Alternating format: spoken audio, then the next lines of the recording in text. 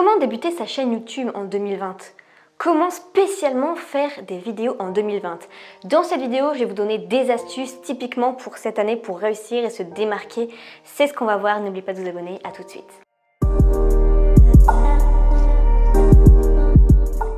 Première façon de faire, c'est au niveau du titre. Avant, typiquement, il fallait juste mettre le mot-clé, par exemple, comment faire une vidéo.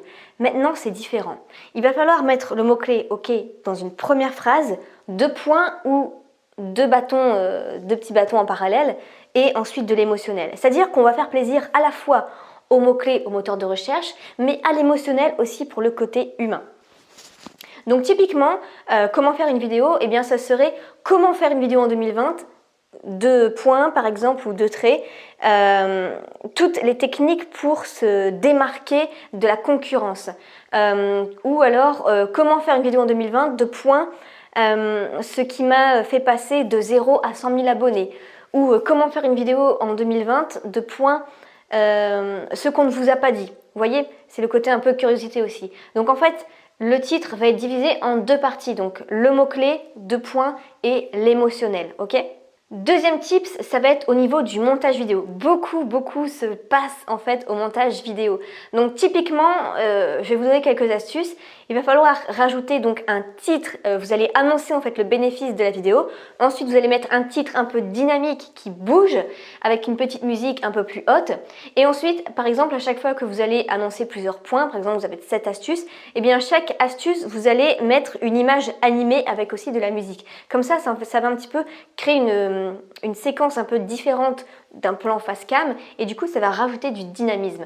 Pareil, vous avez dû remarquer aussi qu'on fait beaucoup de zoom sur la personne, on recadre, on décadre, on fait ce qu'on appelle le kin burn, je suis plus sûre de moi en fait. Je sais plus comment ça s'appelle sur Final Cut Pro, mais c'est-à-dire qu'en fait on va zoomer au fur et à mesure sur la personne, hop, on va revenir au plan de base et tout ça en fait ça va créer encore du dynamisme dans la vidéo, donc ça va en fait garder l'attention de la personne pour regarder la vidéo jusqu'au bout. Il y en a beaucoup aussi qui vont donner chaque astuce dans un endroit différent.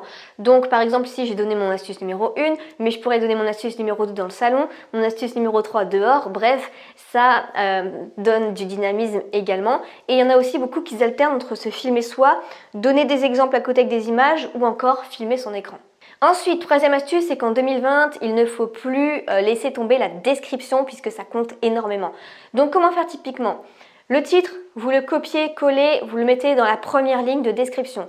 Ensuite, vous allez créer un petit court paragraphe d'environ 5 à 10 lignes. Ouais, plutôt 5 lignes, ça suffit quand même, en remettant vos mots-clés et qu'est-ce que les personnes vont découvrir dans cette vidéo. Par exemple, je vais mettre dans cette vidéo, vous allez découvrir des astuces pour débuter une chaîne YouTube en 2020, récolter des abonnés, vivre de sa chaîne YouTube et toutes des hacks pour réussir sa chaîne YouTube. Bref, vous allez essayer un petit peu de mettre des mots-clés différents dans un paragraphe cohérent, ok? Et si jamais d'ailleurs vous voulez savoir comment vivre de YouTube en ayant 10 000 abonnés, j'ai une formation à ce sujet que vous retrouverez juste dans la description. Donc 10 000 abonnés, en fait, clairement, avec ça, vous pouvez vivre de YouTube avec un petit business plan particulier. Quatrième point, c'est d'installer un plugin pour bien référencer vos vidéos. Donc on a TubeBuddy, on a Videlq.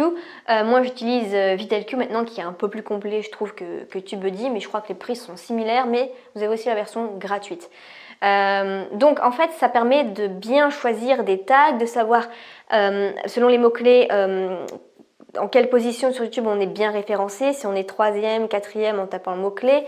Bref, c'est assez intéressant pour le référencement des vidéos. Donc si vous voulez vraiment bien réussir sur YouTube, je vous recommande vraiment d'installer ce plugin. Ensuite, il va falloir se focaliser sur une seule niche, voire une sous-niche en 2020, ok ? Parce que en fait, il y a vraiment de la concurrence partout, dans le marketing, dans le business, dans l'immobilier, dans la bourse, dans les paris sportifs, dans la danse, dans la mode, dans la cuisine, dans tout en fait. Donc essayez vraiment de ne pas faire général comme on pouvait faire dans les autres années. Maintenant, il faut dès le départ se spécialiser. Vous faites du marketing, mais spécialisez-vous dans le marketing Instagram, dans le marketing de YouTube, dans le marketing pour la politique, dans le marketing pour le sport. Il va falloir vraiment se spécialiser à ce point-là. Et enfin, faites attention quand même aux droits d'auteur. Toujours utiliser des musiques libres de droit, des images libres de droit. Moi, j'utilise le site qui s'appelle Pixabay. Il y a des superbes images. Et donc attention vraiment à tout ça et aux vidéos libres de droit. Il y a des packs libres de droit de vidéos qui existent.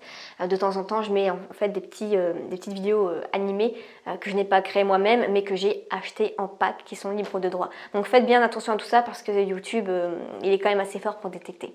Donc voilà pour ces petites astuces pour YouTube.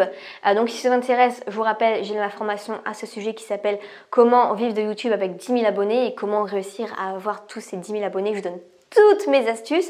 J'ai réussi à monter 2 chaînes avec plus de 40 000 abonnés et ce n'est qu'un début. On est parti pour les 100 000. On va finir par y arriver. Donc voilà pour cette vidéo. J'espère qu'elle vous aura plu. N'hésitez pas le petit pouce. Ciao!